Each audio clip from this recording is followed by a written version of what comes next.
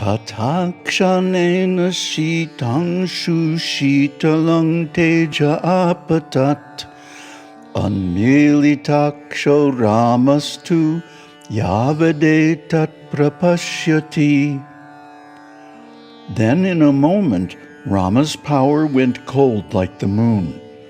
Rama opened his eyes, seeing things as far as he could. Tava dadarsha vrishabhang sarvalanka rasangyutam piyushamata nodbhutanavani tasya pindavat. Rama saw a bull, the carrier of Shiva, beautified in every way, as if it were a lump of white butter emerging out of the churning of ambrosia. Protasvarnam marakatach chaya shringadvayanvitam Nilaratnekshanam hrasva kanta kambalabhushitam. Rama saw the bull with his two horns capped with gold and resplendent with the emerald green, shining like a sapphire, and his neck covered by a short piece of wool. Ratnapalyana sangyuktang nibadhang shveta chamarai gantika gargari shabdai purayantang dishodasha. Rama saw the bull adorned by a cloth embedded with gems on his back, with white chowries and the tintinnabulation of small bells attached to it, filling the 10 quarters. Tatrasinang Mahādevang shuddhasvatika vigraham Koti surya pratikashang koti shitang shushitalam. Rama saw Mahādeva, the Supreme Lord, seated on that bull, his form pure like crystal, splendrous like millions of suns, and cool like millions of moons. Vyagracharmam baradharang Nagayagnopavitinam Sarvalankara sangyuktang Vidyutpinga jatadharam. Rama saw the Lord wearing the tiger skin, adorning the serpent as the sacred thread decorated in every way, bearing matted and tawny hair, glowing like lightning. Nilakantang vyagracharmotarinang chandrashekaram Nana vidhayudhodbhasi dashabahung trilochanang. Rama saw the Lord, blue-throated with a tiger skin for upper cloth, donning the moon on the head, with 10 arms, shining with a variety of weapons, and with 3 eyes. Yuvanang Purusha Shreshtang Satchirananda Vigraham.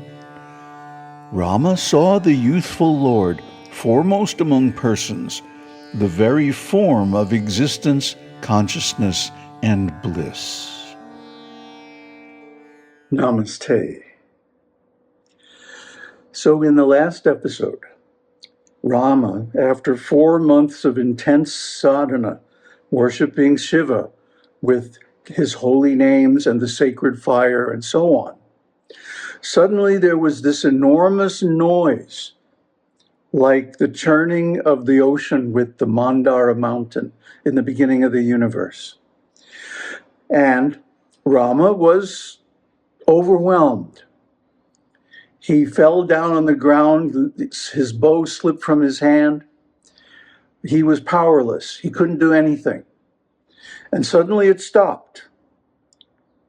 And then he got up a little bit and he was constantly entreating Shiva, Shiva, Shiva, and bowing on the ground.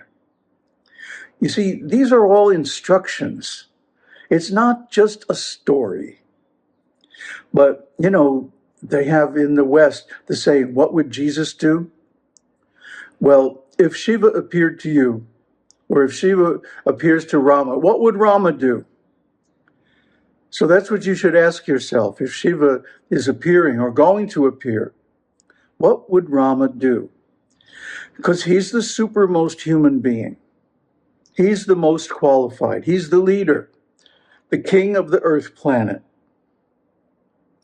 So what would Rama do? He would bow on the ground and obeisances to Shiva, Om Namah Shivaya, and recite Shiva's 1,000 names for protection. And that's what we should do. So then what was the result? First, Rama saw Shiva's bull, his carrier, his vahana, Nandi. And then he saw Shiva himself. And Shiva is described very beautifully with wonderful Sanskrit poetry, with all literary ornaments. And we should understand that this is a supreme devotional expression. And study these verses, recite them, even memorize them. Because again, these are the perfect example of how to glorify Shiva. And Shiva is very satisfied by this. He likes to be called by his intimate names. Like, for example, Mahādeva, his form pure like crystal, Shuddha Sphalika Vigraham. This is a wonderful name. How can one's form be pure like crystal? Crystal is pure. It never accepts any contamination. If it gets dirty, you just wash it off. And not only that, it's transparent. And then so on and so on. Splendrous like millions of suns, cool like millions of moons, and so on and so on. Shiva's form is described wonderfully. So what does this mean for us? Is it only Rama that gets to see Shiva like this? Well, maybe he was making a big show for Rama because Rama is an incarnation of Vishnu. So he brought all of the demigods and all of his followers from the Shiva Loka. And there were many millions of them, a whole crowd. And they were making a lot of noise with music and dancing and prayers and so on. And that was the noise that Rama heard. The appearance of this massive group following Lord Shiva on his bull. And of course, he couldn't attack it with arrows because Shiva would protect it. He would protect all his followers and the demigods. So all weapons are powerless against him. This is the nature of Shiva. Shiva is not subject to destruction. Everything else in the material world is, including the world itself. It's all temporary. It all has an expiration date. But not Shiva. Shiva is unborn and undying. That's his nature. And it can't be taken from him or covered over by any means. That's his purity. That's his natural strength. So what happens when an ordinary person gets Śiva-darśan? Well, I can speak to that. I have some experience. So back in 1984, Shakti Ma showed me Brahman. And I saw Brahman in the world and the world in Brahman. And there is really no difference between the two, except that the world is an appearance, but Brahman is the substance. It's just like if we see an illusion, let's say in the desert, we see a mirage appearing like water. But if we go to that spot and examine it, we find only sand and hot air and sun. And this is what's causing it. The inversion layer of the hot air over the burning sand, heated by the sun, reflecting the light of the sky and making it look like water. I said reflecting. I should have said refracting. That's the proper physical term. So that is the substance. The mirage is the appearance. Similarly, Brahman is the substance and the world is the appearance. Then, later on, Shiva appeared to me in the form of a lion. And he stayed with me. He became my constant companion and most intimate friend for many years, and still continuing today. And when I lived in Tiruvannamalai, every year at Mahashivaratri, Shiva gave me darshan. Did he appear with thousands of demigods and millions of followers? No. Did he appear on his bull? No. In fact, Shakti wasn't even there, just him and me. And he showed me time and time again, at least 3 times that I can think of, that he and I are one.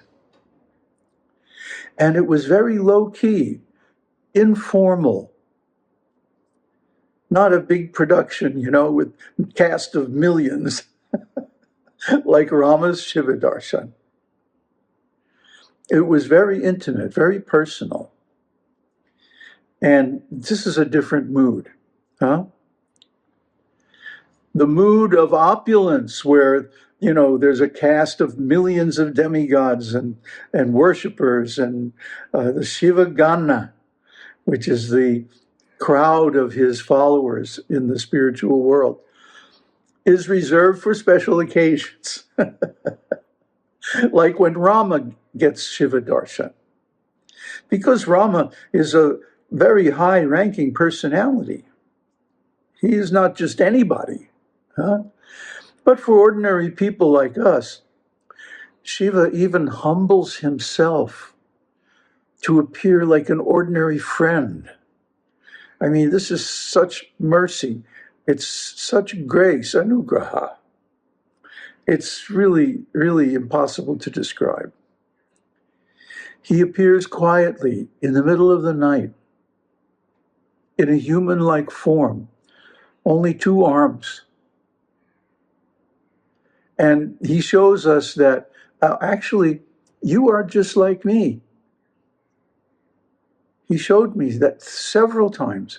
And finally, the last time in Rishikesh, almost 3 years ago now, he appeared and he said, it's so casual, just like walking in the door. Hi there, you want to merge? Of course. Of course we do. Because to merge with Shiva means to realize our true spiritual nature. Then, like him, we are beginningless and endless, indestructible, and free from all harm and suffering. And that's full self-realization. That is our aim. That is our goal. And that is the result of performing this sadhana described in Shiva Gita. Aum Tat Sat. Aum Shakti Aum. Aum Namah Shivaya.